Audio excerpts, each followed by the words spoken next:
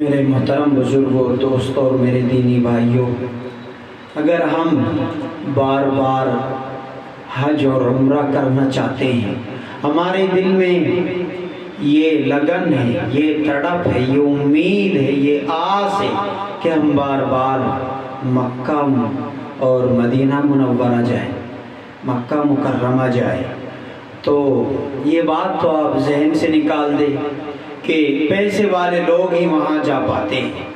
ایسا نہیں ہے، بلکہ اللہ تعالیٰ کی رحمت اور اللہ کی طرف سے جس کے لیے بلاوا ہوتا ہے وہی جا پاتا ہے۔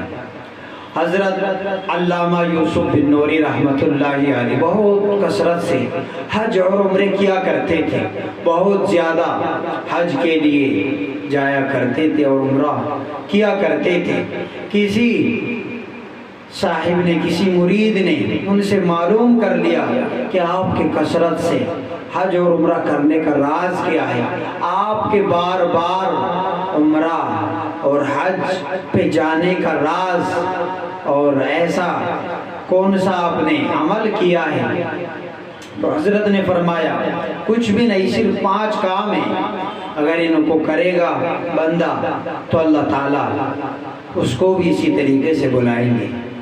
پہلا عمل یہ کہ تلبیہ، لبیک اللہم لبیک لبیک لا شریک لک لبیک ان الحمد والنعمت لک والملک لا شریک لک۔ اس تلبیے کو کثرت سے پڑھے، زیادہ سے زیادہ پڑھے، اس کا ورد رکھے، چونکہ یہ تلبیہ حضرت ابراہیم علیہ السلام کی اس پکار کا جواب ہے جو آج سے تقریباً 5000 سال پہلے حضرت ابراہیم نے خانہ کعبہ کی تعمیر مکمل ہونے کے بعد اللہ کی طرف سے ان کو یہ حکم ہوا تھا کہ آپ اعلان کریں لوگوں میں کہ وہ اس کعبے کا، اس خانہ کعبہ کا، اس بیت اللہ کا طواف کرنے کے لیے آئے۔ تو جب حاجی یا معتمر عمرہ کرنے والا اس تلبیہ کو پڑھتا ہے، حقیقت میں وہ حضرت ابراہیم کی اس پکار کا جواب دیتا ہے۔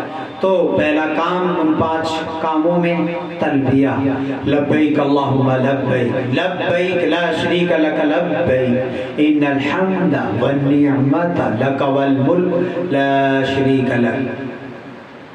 اس کو زیادہ سے زیادہ پڑھیں۔ دوسرا کام سورہ حج 17ویں پارے کی، یہ تقریباً آدھے پارے کی صورت ہے، اگر ہو سکے روزانہ پڑھے، نہیں روزانہ پڑھ سکتا تو دوسرے دن، تیسرے دن، یعنی اس کو معمول میں لائے اور اس کو زیادہ سے زیادہ پڑھے، جتنا موقع ہو روزانہ، اگر موقع نکال سکتا ہے روزانہ پڑھے، دوسرے دن پڑھے، کم سے کم تیسرے دن تو پڑھ ہی لے، اگر حقیقت میں طلب ہے، سچی لگن ہے حج پہ جانے کی، عمرے پہ جانے کی۔ اور تیسرا کام دعاؤں کا اہتمام کریں، چونکہ دعاؤں سے زیادہ بڑھ کر شاید کوئی بھی عمل نہ ہو۔ دل لگا کر اللہ تعالیٰ سے مانگے، اسباب و وسائل اللہ تعالیٰ ہی بنانے والے ہیں، پتہ بھی نہیں لگتا کیسے کیسے اسباب و وسائل بنے، ایسے ایسے واقعات ہیں۔ تو دل لگا کر خوب ہو سکے تو تہجد میں اور فرض نمازوں کے بعد مقبولیت والی گھڑی میں آپ اس دعا کو مانگیں کہ اللہ مجھے اپنے مقبول در کی حاضری، اپنے مقبول گھر کی حاضری، روضہ طیبہ کی مبارک حاضری نصیب فرما، میرے مقدر ملک دے، مجھ کو بھی خیر و عافیت سے بلا لے۔ اور تیسرا، چوتھا کام درود شریف کی کثرت۔ یہ بات دیکھنے میں آئی، جو جتنا زیادہ محبت و لگن سے جتنے درود و شریف کے نذرانے اور تحفے بھیجتا ہے اس کے لیے بھی بلاوا پھر جلدی آ جاتا ہے۔ ویسا بھی ہمیں حکم بھی ہے، ہمارے لیے یہ بات بھی ہے کہ ہم زیادہ سے زیادہ حضور کی محبت میں درود و سلام کا نذرانہ پیش فرمائیں۔ صلی اللہ علیہ وسلم۔ مختصر درود شریف ہے، 1000 بار اس کو پڑھے آپ، اتنا زیادہ وقت نہیں لگے گا صلی اللہ علیہ وسلم۔ اور اگر زیادہ وقت ہے، چونکہ افضل درود شریف درود ابراہیمی جو نماز میں پڑھا جاتا ہے، اللہم صلی بھی اور اللہم بارک، ان دونوں کو پڑھے۔ اگر اتنا زیادہ وقت نہیں ہے اور 1000 کی تعداد آپ کو پوری کرنی ہے تو صلی اللہ علیہ وسلم آپ اس کو پڑھیں۔